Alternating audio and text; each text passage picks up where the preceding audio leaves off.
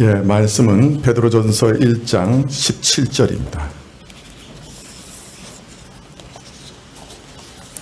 베드로전서 1장 17절, 예, 신약 378쪽입니다.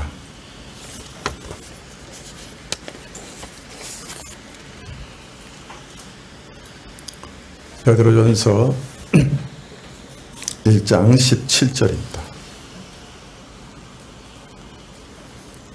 예, 찾으신 줄 알고 공독해 드리겠습니다. 외모로 보시지 않고 각 사람의 행위대로 판단하시는 자를 너희가 아버지라 부른즉 너희의 나그네로 있을 때를 두려움으로 지내라. 예.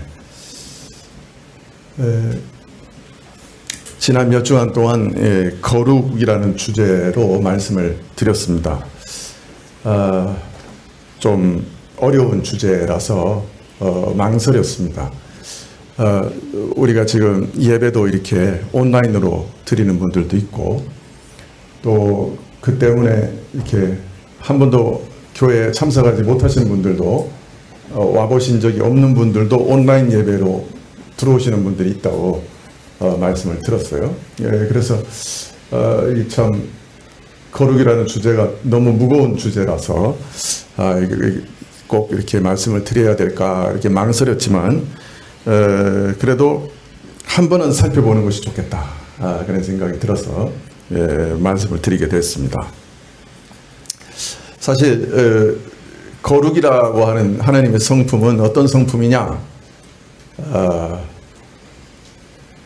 정직하게 얘기하면 잘 모르겠다는 말이에요. 이게 인간이 가닿을 수 없는 하나님의 아주 고유한 하나님 자신만의 그런 성품이다, 그렇게 정의하고 있는 거죠. 그런데 그런 하나님의 피조물과 완전히 구별된 그 아주 고유의 본성을 거룩이라고 말씀하는 건데, 근데 놀랍게도 오늘 우리가 지난주 읽었던 베드로전서 1장 15절에서는 너희를 부르신 거룩한 자처럼 너희도 모든 행실에 거룩한 자가 되라, 이렇게 명령하셔요. 너희도 거룩한 자가 되라. 예. 하나님께만 적용할 수 있는 하나님의 고유한 본성인 이 거룩을 1장 15절에서는 사람에게도 적용시키는 거예요. 사람 보고도 너 거룩해라, 이렇게 얘기하시는 거예요. 자, 이 말씀을 통해서 우리는 이 거룩이라고 하는 것은 하나님만의 고유한 본성이지만 동시에 하나님께서 우리 성도들이 닮기 원하시는 자신의 성품이다 하는 것을 알 수가 있어요.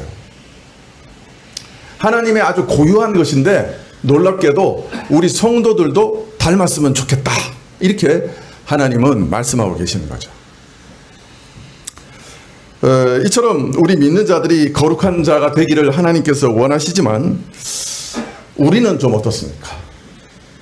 우리는 거룩한 자가 되기를 원합니까? 양심의 손을 이렇게 얹고 한번 생각해 봅시다. 양심이 여기 있나요? 한번 생각을 해 봅시다. 우리는 정말 거룩하게 되는 걸 원하는가요? 좀 솔직히 얘기하면 좀 거룩하게 되는 것이 좀 무겁고, 좀 나를 뭔가 이렇게 옥죄이는 것 같기도 하고, 또 왠지 좀 거추장스럽고 이런 느낌은 없으십니까?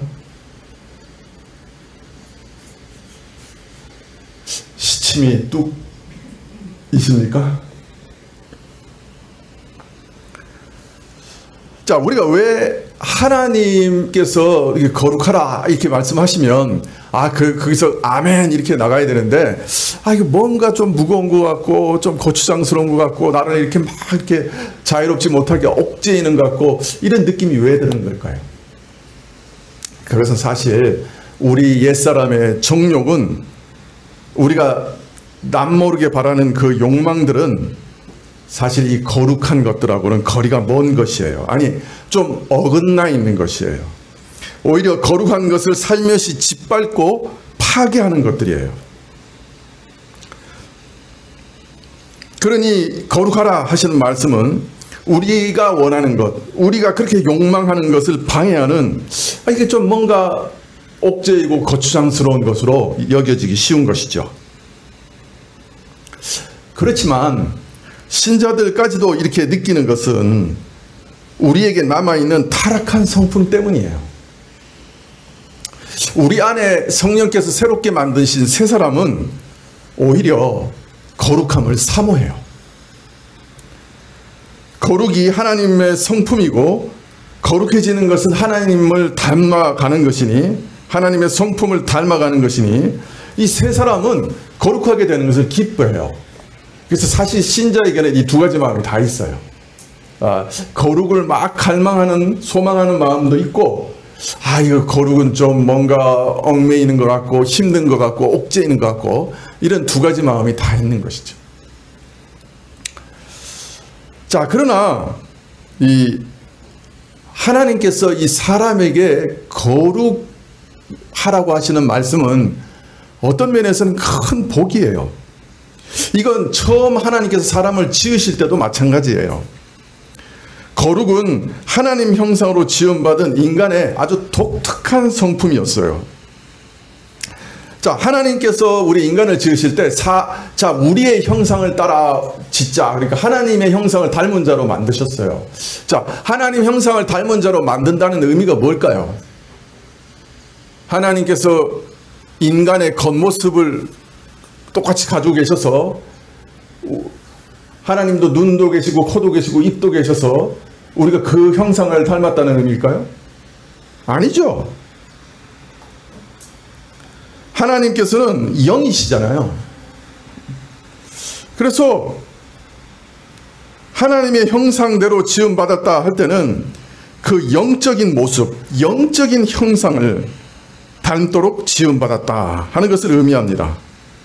그래서 하나님 형상이 무엇이냐라고 말할 때 성경은 전부 다 의로운 것, 선한 것, 거룩한 것, 이런 것들 얘기해요. 즉 영적인 성품을 얘기하는 것이에요.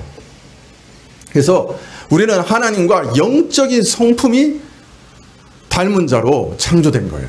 그래서 의롭고 선하고 거룩하고 하나님이 누구신지를 알고, 그래서 하나님과 교통할 수 있는 그런 자로 만드신 거예요.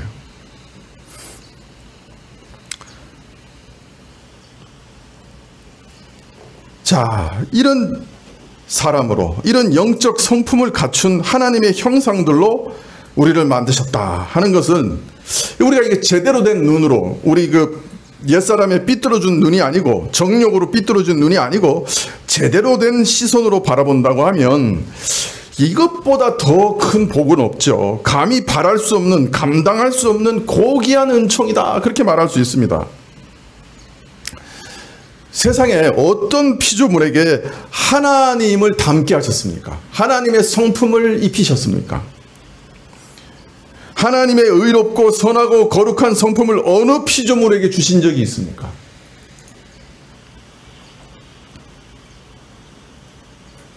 성경에서는 하나님의 형상을 따라 지음받았다 하는 말은 사람에게만 주신 거예요. 심지어 천사들도 이 하나님의 형상을 닮은 사람들을 섬기는 자들로 만들어졌다. 하나님을 섬기고 사람을 섬기는 자로 만들어졌다, 이렇게 얘기하지만 하나님의 형상으로 만들어졌다, 이런 말 없어요, 성경에. 사람에게만 주어진 독특한, 그리고 존귀한 은혜라는 것이죠. 그래서 하나님의 성품을 닮게 만드셨다 하는 것은 하나님께서 사람을 참으로 귀중하게 여기셨다. 하나님께서 정말 그 마음에 하나님, 사람 한 사람 한 사람을 귀중히 여기셨다 하는 것을 보여주는 가장 명명백백한 증거라고 할 수 있습니다. 자, 그래서 이 사람 한 사람은 다 하나님의 형상으로 지음받아졌기 때문에 우리는 그 사람이 어떠한 사람이든지 그 때문이라도 존귀 여기고 존중할 줄 알아야 됩니다. 물론 지금은 많이 타락해 버렸지만 그래도 하나님께서는 여전히 사람을 존중히 여기셔요. 그래서 우리가 그런 사실을 잘 이해하고 한 사람 한 사람을 대할 때 그 사람이 어떠하든지 간에 존귀한 자로 항상 생각해야 합니다. 자, 그러나 불행하게도 범죄로 말미암아 이 고귀한 형상은 훼손돼 버렸어요. 다 상실됐어요. 거의 다 상실됐어요. 특히 이 거룩이라고 하는 것은 아예 그냥 다 상실됐어요. 그래서 거룩하라 그러셔도 이 거룩하는 일은 도달할 수 없는 불가능한 꿈이 되고 말았어요. 이미 다 잃어버리고 훼손됐는데 어떻게 거룩해요? 자, 그런데 이런 사람에게, 특별히 우리 신자들에게 불가능한 일, 거룩한 일을 요구하신다고 하는 것은, 자, 원칙적으로 불가능한 일인데 여전히 요구하고 계신다고 하는 것은 이 일이 신자들에게는 가능한 일이 되었기 때문에 요구하시는 거예요. 자, 그러면 어떻게 원칙적으로는 불가능한 이 요구가, 거룩하라고 하는 이 요구가 신자에게는 가능하게 되었느냐? 그것을 지난 시간에 말씀드렸죠. 그것은 하나님께서 부르셨기 때문이다. 신자들을 부르셨기 때문이다. 하나님께서는 우리를 자신에게 부르셔요. 그리고 자신의 거룩함을 우리에게 보여주셔요. 그러면 이 거룩함을 본 자들은 다 이사야처럼 자기 자신의 죄를 발견해요. 그리고 자신도 거룩하게 변해요. 하나님께서는 이사야처럼 그런 환상을 통해서 자신의 거룩을 보여주시지 않지만 지금은 말씀을 통해 자신의 거룩을 계시하세요. 하나님의 율법을 읽으면 하나님의 거룩한 성품을 우리가 계시받아요.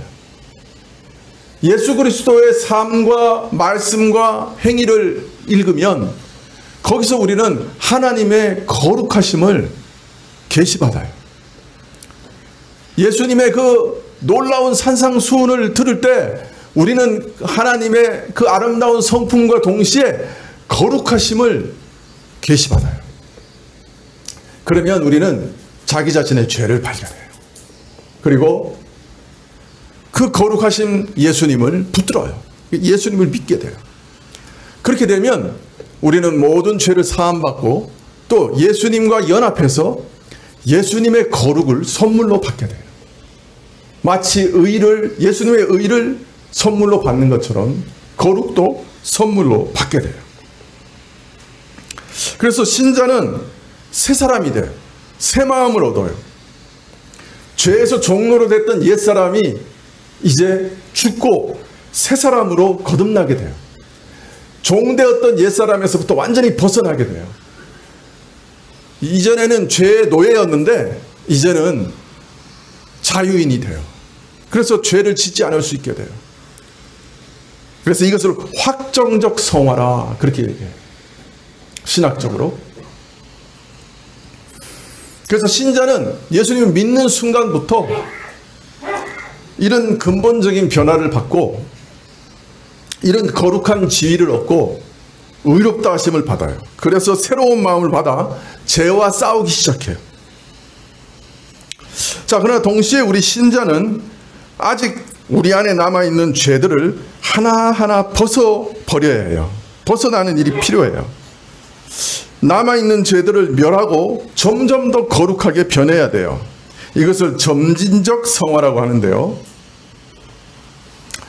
그런데 이 점진적 성화도 우리 스스로의 힘으로는 불가능해요. 여기도 자기 부인이 필요해요.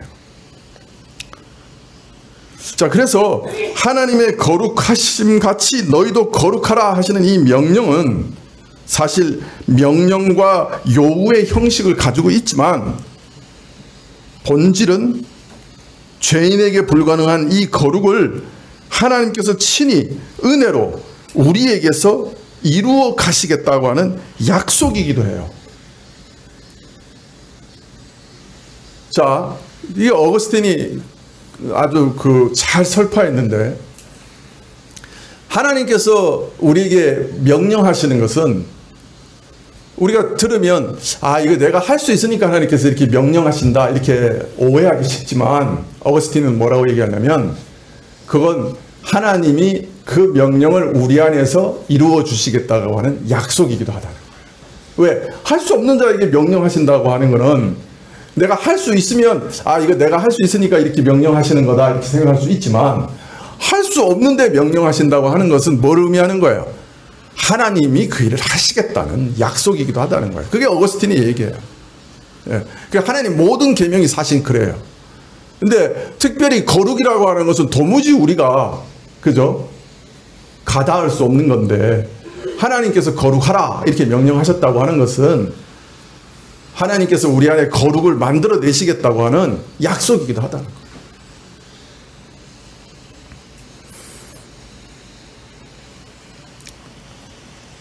그래서 예수님의 거룩을 우리에게 선물로 주셔서 원칙적으로 거룩하게 만드신 하나님께서는 이제 그의 성령님을 그 자녀들에게 보내셔서 실제적으로 원칙적인 그 거룩에 걸맞는 자로 실제적으로 거룩하게 만들어 가시는 거예요. 그분의 은혜로. 거룩하신 영이신 성령님께 계속 접촉하게 하세요. 왜 아침마다 나가서 성경을 보고 기도하라고 말씀드리느냐? 성령님과 접촉하라는 거예요. 그 하나님의 임재 아래, 성령님의 충만한 임재 안에 나가라는 거예요.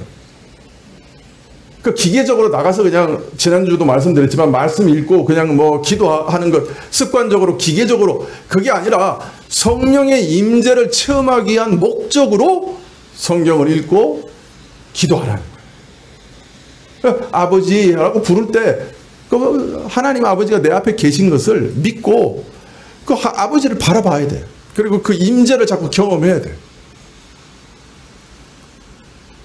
그 충만한 임재를 경험하는 거예요. 평강을 통해서, 안식을 통해서, 확신을 통해서 경험해요. 하나님 내 앞에 계시다. 오늘도 하나님 나하고 함께 하신다. 그러니 내가 하나님과 동행해서 모든 일을 할 수 있으리라. 지금 내 안에 모든 것이 너무나 복잡하고 너무 혼란스럽고 너무 힘들지만 하나님이 나하고 같이 일을 시작하시니 해결할 길이 있을 거다. 감당할 능력을 주실 거다. 도우실 거다. 이걸 확인하고 시작하라는 거예요. 그리고 거기서 메시지를 받는 거예요. 그리고 내 답답함을 다 아뢰는 거예요. 그럴 때 우리는 성령, 거룩하신 성령님, 성령이란 말이 거룩한 영이란 말이잖아요. 그죠?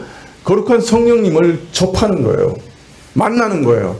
그를 통해서 우리는 점점 더 거룩하게 변해가는 거예요. 하나님께서 임하시고 우리를 만나시고 접촉하시면서 우리를 거룩하게 만들어 가세요. 그래서 거룩하라는 명령은 명령인 동시에 약속이라 말씀드릴 수가 있는 것이죠.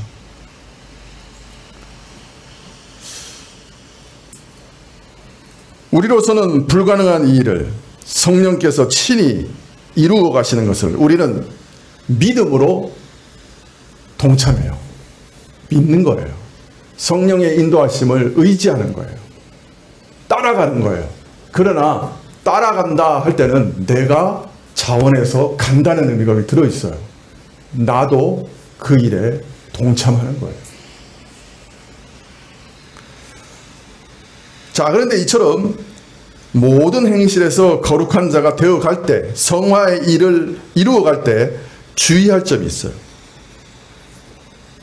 그것은 거룩에 대한 획일적인 기준을 모든 신자들에게 제시할 수 없다는 점이에요. 우리가 믿는 그 믿음이 진정한 것이라고 하면 우리 삶에 그 효과로 인해 거룩한 열매가 나타나야 합니다. 그러나 어느 정도 거룩해져야 된다. 어느 정도 새로워져야 한다. 믿은 지 얼마 되면 이런 정도는 돼야 된다. 뭐 이런 획일적인 기준을 세울 수는 없어요. 열매가 나타나야 되지만 이거 몇 년 지나면 이런 열매가 나타나고 얼마가 지나면 이 정도는 돼야 된다. 이런 획일적인 기준을 세울 수 없어요. 보통 열심히 있는 분들은 모든 교인들에게 통용되는 어떤 기준과 법칙을 세우기를 좋아해요. 예. 그래서 성도가 되면 담배하고 술은 끊는다. 이게 우리 한국교회의 그 기준이었어요. 그죠?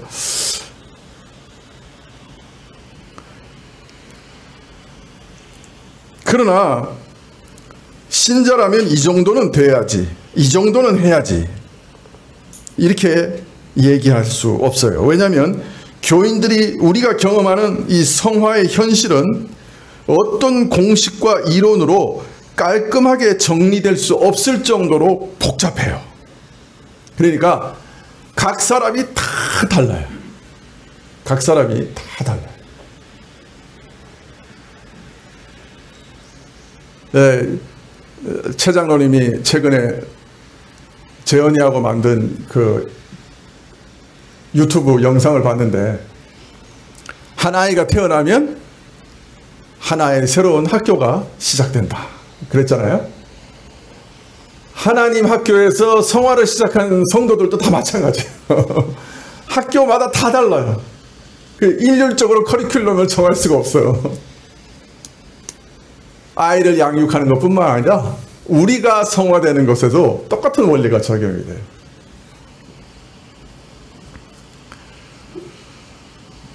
그래서 어떤 신자는 성화가 한없이 더디고 미미하게 나타날 수도 있어요. 또 어떤 연약한 부분은 몹시 고쳐지지 않고 아주 오랫동안 그 사람을 괴롭힐 수도 있어요. 목회자는 이런 분들을 끊임없이 독려하고 경성케 해야 합니다마는, 경험 있는 목회자라고 하면 획일적 기준을 들이밀거나 어떤 기준에 미달했다고 정죄하는 실수를 하지 않도록 조심할 것입니다. 왜냐하면 잘못하면 그 성도를 절망에 빠뜨릴 수 있기 때문이죠. 우리 아이들 양육할 때 똑같아요.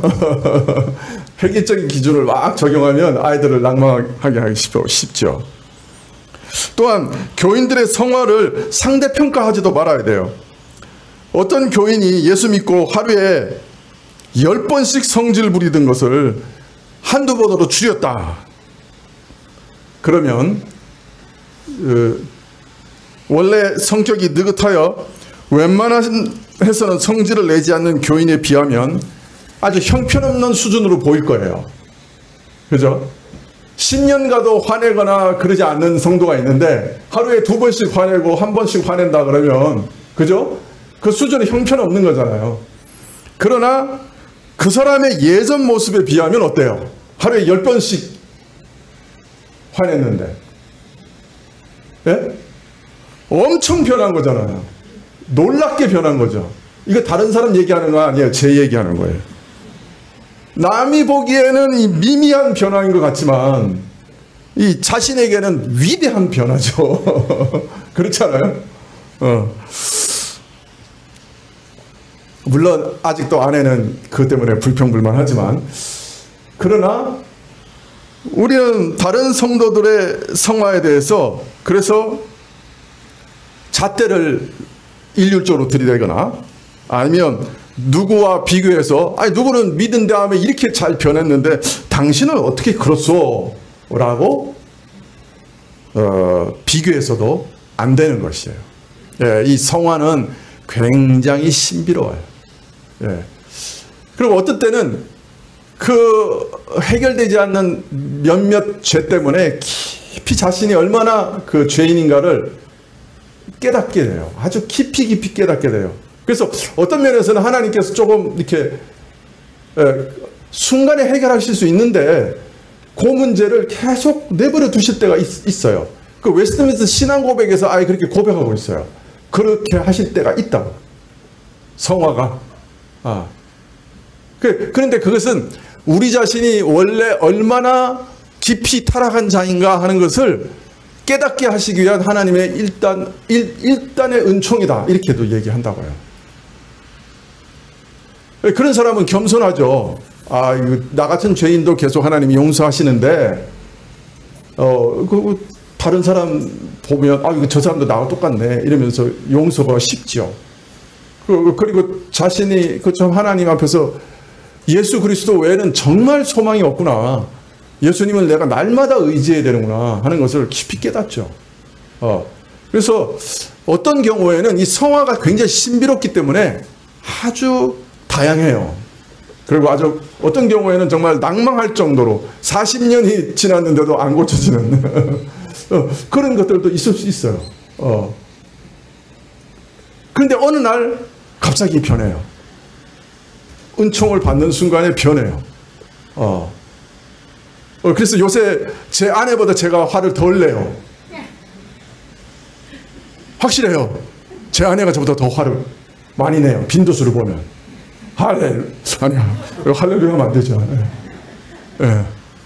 변했어요. 변한다니까요. 동의하지 않는 얼굴이에요. 자, 그러나 성화가 한없이 어떤 부분에서 지체될 수 있다는 이 사실이 우리 핑계가 돼서는 안 돼요.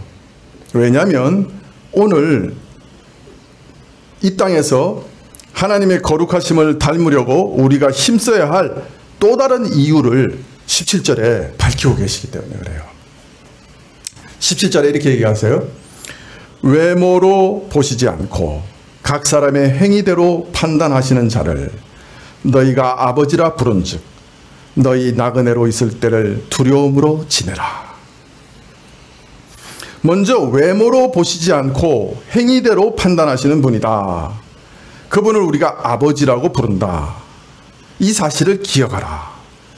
외모로 보시지 않는다는 말은 편파적으로 사정을 봐주시지 않는다는 거예요.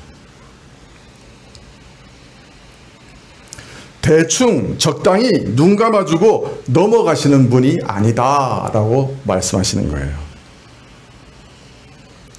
우리는 하나님 앞에서 계속 범죄해도 하나님께서 전혀 채찍질 않으시는 것 같이 느껴질 때도 많아요. 만일 우리가 잘못할 때마다 하나님이 채찍질 하시면 머리부터 발끝까지 성한 데가 하나도 없을 거예요. 그죠? 그런데 연단이 와도 뭐 3달에 한 번, 1년에 한 번, 그죠? 뭐 이렇게 충격적인 사실은 자주 안 오잖아요. 이제 그러니까 느끼기를, 하나님은 뭐 이런 죄들, 이런 거는 대충 봐주고 넘어가시는가 보다. 이거 뭐 이런 거는 그냥 하나님 죄라고 여기지도 않으시는지도 몰라. 하나님 내가 이렇게 성미 급한 거를 아셔. 아니 이런 사정인데 어떻게 죄 안 짓고 살아. 하나님도 이해하시겠지 가 우리 생각이죠. 근데 하나님은 그런 분 아니라. 하나님은 외모로 보시지 않고 이거 참 사정을 봐주면서 또 어떤 때는 편파적으로 너 그러니까 그렇지라고 하시는 분 아니라는 거예요. 대충 적당히 눈 감는 분이 아니라 행한 대로 공의롭게 정확하게 판단하시는 분이라는 거예요. 우리 믿는 자들의 아버지 하나님께서는 참 한없이 자비로우시고 인자하시고 사랑 많으신 아버지시지만 그러나 동시에 공의로우세요. 그래서 편파적이지 않으세요. 대충 눈 감아 버리시지 않고 대충 넘어가시는 그런 분 아니에요. 모든 사람들을 그 행한 대로 정확하게 판단하시는 분임을 잊지 말라. 그런 만큼 이 땅에서 낯선 나그네로 살아가는 고달픈 삶 속에서 자칫 흐트러지기 쉬운 마음과 생각을 동이고 긴장하며 살아가야 한다. 날마다 나에게서 거룩함을 이루어 가시는 하나님은 대충 적당히 넘어가시는 분이 아니라 행한 대로 하나하나 정확하게 판단하시는 분이시라는 사실을 잊지 말아야 한다. 그렇게 얘기하고 있습니다. 흔히 우리 구원이 전적인 은혜로 된다고 하는 것, 우리의 행위와는 전혀 무관하다는 것, 이것을 믿기 때문에 그 다음에 그러면 난 이제부터 마음대로 살아도 되겠네 라는 생각을 가질 때가 있습니다. 물론 우리 행위가 어떤 의미에서도 구원의 조건이 되지 않습니다. 구원의 근거가 되지 못하는 것은 사실입니다. 구원은 그리스도의 은혜로만 됩니다. 내 바깥에서 이루어진, 십자가에서 이루어진 그 속죄로만 이루어집니다. 그 예수님을 믿는 내 영혼을 그분께 의뢰하는 그 일로만 이루어집니다. 거기에는 나의 어떤 선행이나 경건도 개입할 여지가 없습니다. 내가 조금 남보다 착하게 살았다고 해서, 하나님을 위하여 다른 사람보다 많은 일을 했다고 해서 구원 얻는 것은 결코 아닙니다. 나의 무엇이 구원에는 전혀 개입되지 못합니다. 그리스도의 은혜로 내 구원은 완전해지는 것이고, 내 바깥에서 이루어진 구원으로 내 구원은 완성됩니다. 거기에 어떤 것도 더할 필요도 없고 더해서도 안 됩니다. 그래서 우리가 또 안심하기도 합니다. 아, 이게 참 내 바깥에서 이루어진 구원으로 나 구원받으니까 난 구원받는 것이 확실해 라고 안심할 수가 있는 거예요.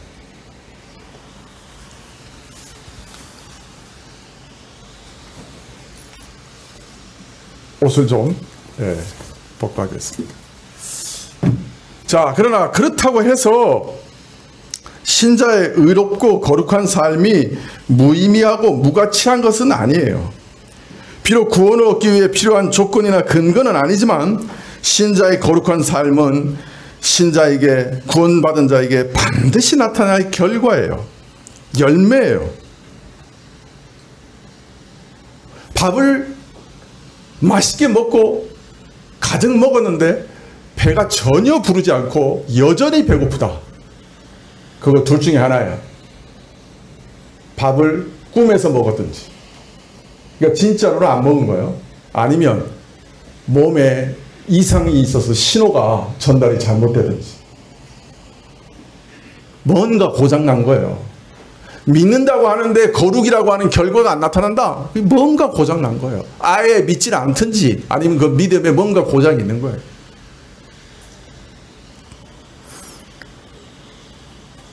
우리가 오직 은혜로 구원받는 것은 사실이지만, 그러나 그 은혜는 은혜 받은 사람에게 반드시 결과 흔적을 남기게 돼 있어요.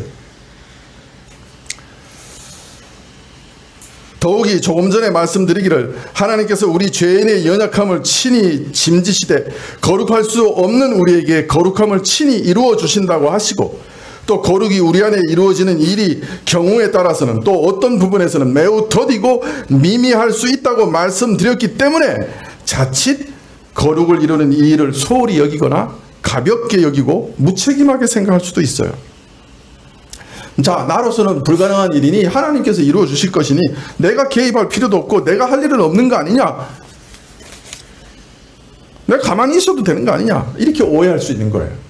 그러나 우리가 알아야 하는 것은, 믿는 자를 의롭다 하시고 영생에 들어가게 하시고 아들로 삼으시고 예수 그리스도 안에서 영원한 생명을 주신 이 모든 일들, 그리고 마지막으로 거룩한 열매를 맺게 하시는 이 전체 과정이 다 하나님의 은혜로 말미암는 것이지만, 동시에 이 과정에서 하나님께서는 우리 믿음과 행실에 책임을 물으신다는 사실을 잊어버리서는 안 되는 것이에요. 우리는 오직 믿음으로 내 바깥에서 이루어진 예수님의 구속으로만 구원을 얻습니다. 이 일은 너무나 분명해요. 또 신자가 믿고 난 이후에 그에게 이루어지는 모든 거룩한 은혜도 하나님의 은혜로 주어지는 것이 분명해요. 그러나 이런 과정은 기계적으로 이루어지는 것은 아니에요. 그 일에 신자의 애씀과 노력과 수고가 있어야 돼요.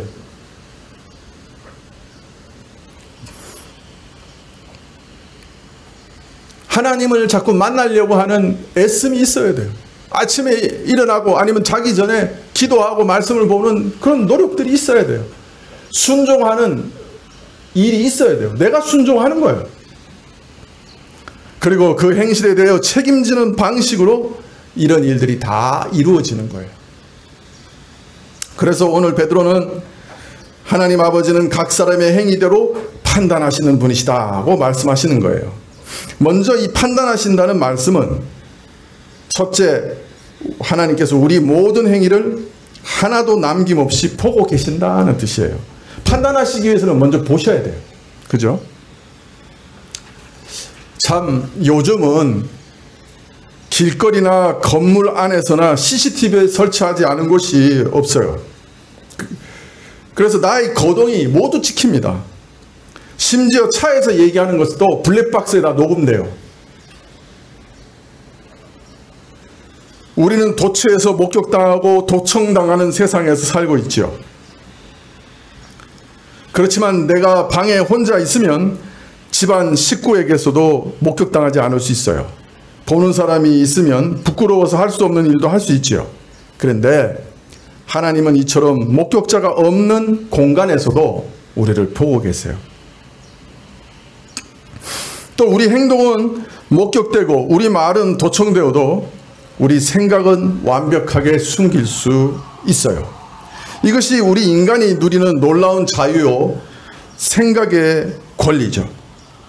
우리는 다른 이에게 들키지 않으면서 온갖 생각의 유의를 즐길 수 있어요. 남에게 우리 생각은 깜짝같이 숨길 수 있어요. 다른 이에게 미소 지으며 다정하게 말하면서도 속으로는 쌍욕을 할 수 있어요. 그런데 하나님은 우리 생각까지 다 보고 계세요.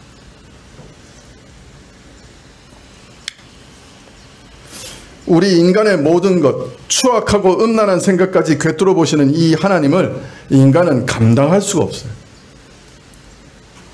그래서 인간은 두 가지 방식으로 해결해요.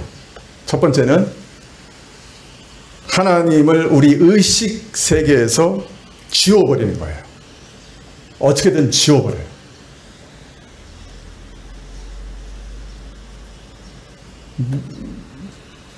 불신자들에게도 하나님께서는 이 천지 만물 그 만드신 걸 통해서 자신이 살아계신 것을 끊임없이 계시하세요.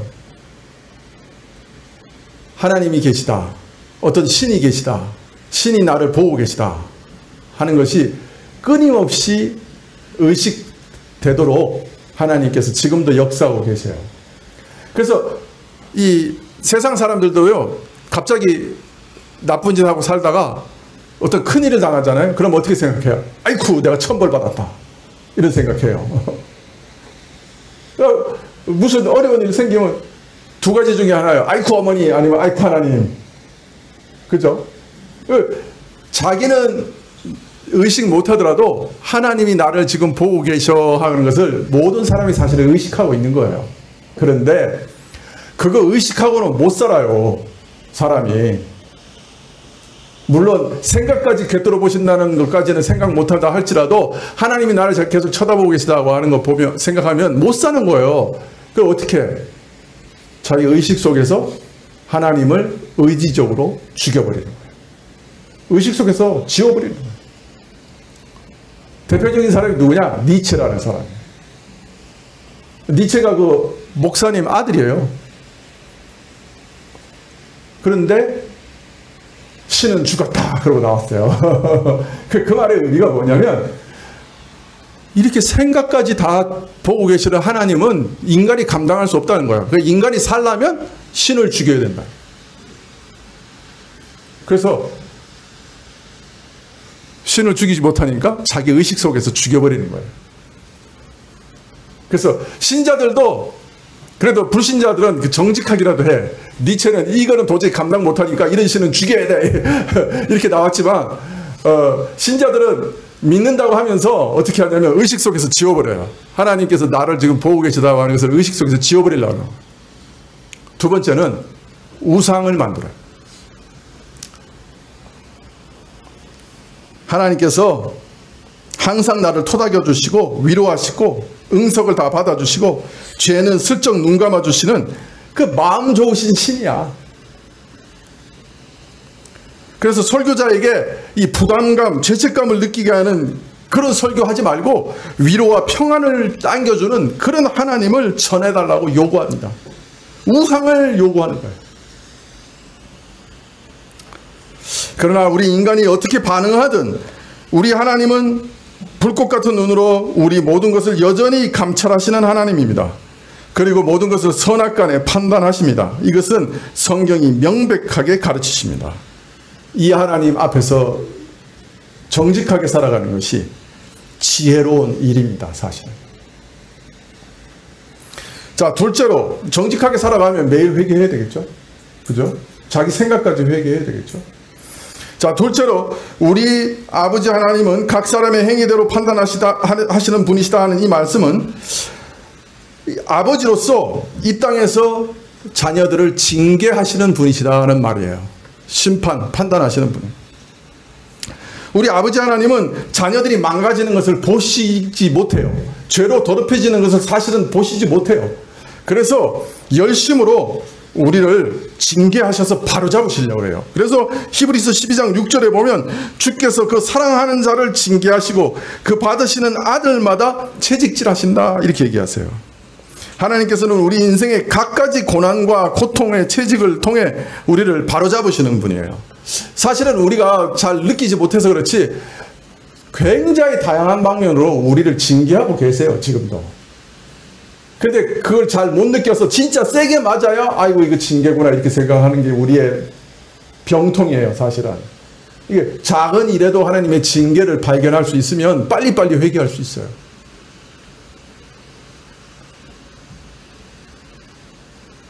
징계에 민감하면 하나님께서 우리에게 더 아프고 더 고통스러운 징계를 하지 않으셔도 변할 수 있죠. 자, 우리는 이런 책망과 징책을 마땅히 두려워하는 마음으로 이 땅의 남은 때를 살아가는 것이 옳아요. 이것이 참 지혜예요.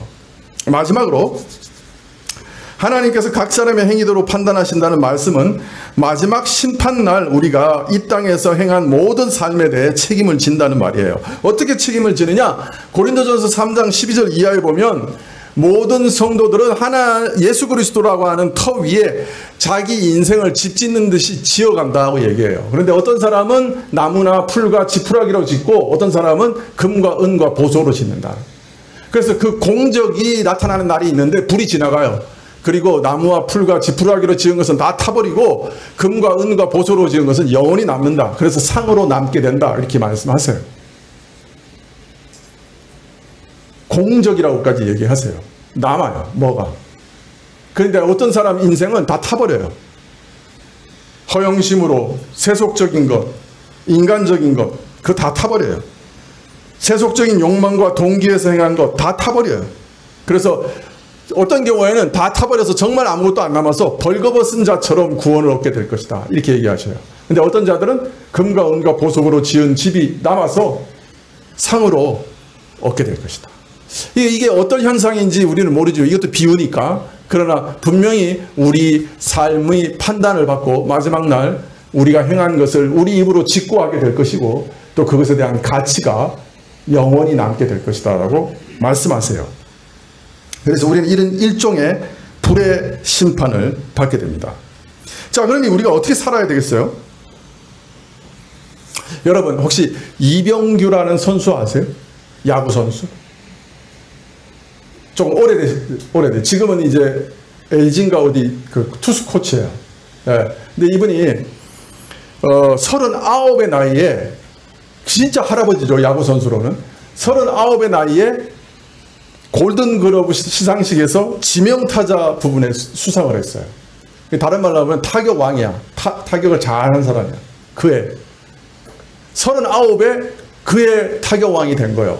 이분이 그 인터뷰한 게 기사로 나와 있는데 그걸 보니까 자기는 빨리 날아오는 작은 공을 보기 위해서 TV와 핸드폰도 보지 않았다.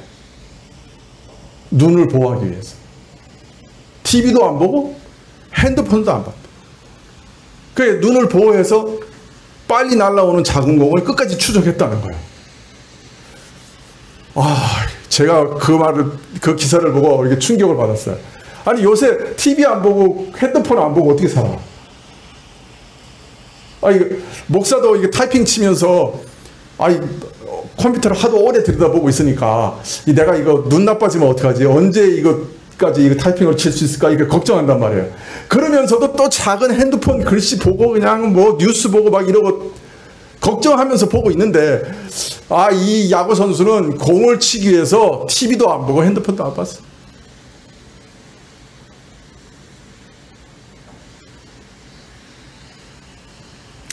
천국에서 영원한 상을 얻으려는 신자는 얼마나 절제하고 얼마나 거룩해야 될까요?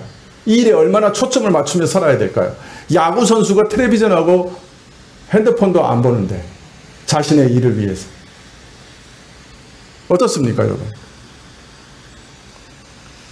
자, 믿고 난 이후에 나는 이미 구원받았으니 이제는 아무렇게 살아도 그만이다. 어쨌든 영생은 받지 않았느냐? 이런 생각은 참으로 무책임하고 해이하고 어리석은 생각이에요.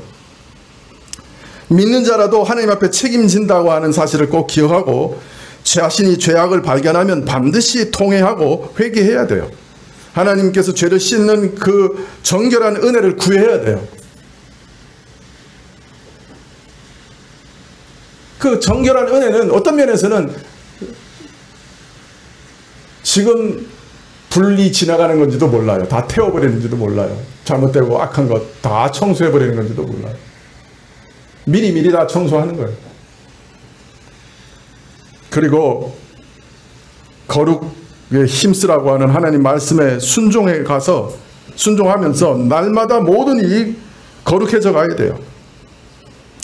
나그네로 사는 동안에 마음의 허리를 동이고 하나님을 공경하는 마음으로 정신 바짝 차리고 옛 부패한 사람의 사욕을 어떻게든 끊어내고 하나님의 거룩하심을 닮아가야 돼요. 이렇게 사는 것이 진짜 지혜로운 인생이에요. 마지막 날 그게 온 천하에 온 우주에 드러날 거예요. 이 사람이 부끄러운 인생을 살았는가, 그래서 벌거벗은 것처럼 구원을 받는가, 온 우주 모든 피조물이 다 보게 될 거고요.